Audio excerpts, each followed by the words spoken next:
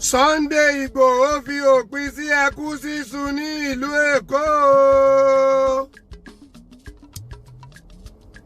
Bàbá Tòkunbọ̀ sọ pé bíi bẹ́ẹ̀ kọ́ òun pa ìjọba àpapọ̀ ní àṣẹ pé kí wọ́n pa irọ́ ńlá mọ́ irú ẹni bẹ́ẹ̀ gẹ́gẹ́ bí adájọ́ iná kan ṣe ń fi irọ́ ńláńlá de olóyè Sowore mọ́lẹ̀ láì rí ẹ̀sùn kankan sí ní ẹsẹ̀ tó bẹ́ẹ̀ náà.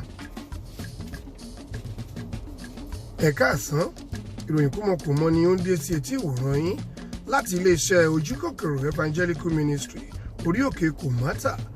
Òbónléjà òwúùdẹ̀ ni mí yán kan bí ọgbẹ́ aláṣejù babajẹ́nrọ́lá tí fi ẹsẹ̀ méjèèjì ta ajá nípa 90 minutes to after 7:30 láwà wá nǹkan bùsùrí láti digest ìròyìn kúmọkùmọ náà gbàù lójú ọ̀tá tó ń wò mí tẹ̀gbin.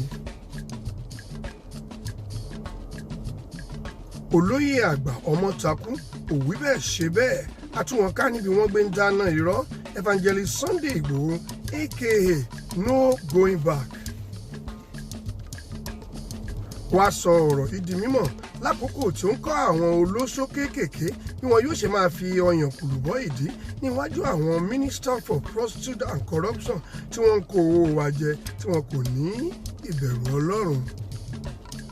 Ẹni ọ̀wọ̀ olórí ilé koko bí ọ̀tá Justice Sunday Igboho wá fi kún ọ̀rọ̀ rẹ̀ pé ohun tí ó bá mú kí àwọn ọmọ wa tí wọ́n jáde ìwé tí wọn kò ríṣẹ́ tí wọ́n ń ṣe runs máa dá àjọ Ojúmọ́ ó di dandan kí àwọn olè alọ́nilọ́wọ́gbà náà máa lo ID card ìdánimọ̀ nítorí ìbò irọ́ tí ó ń bọ̀ lọ́nà yìí ní ọdún 2023.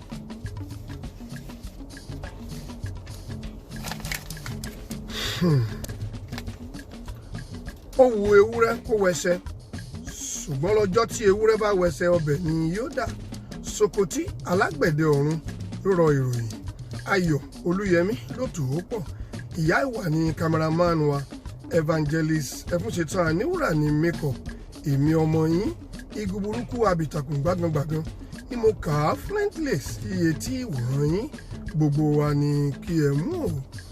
Kí a tó máa lọ,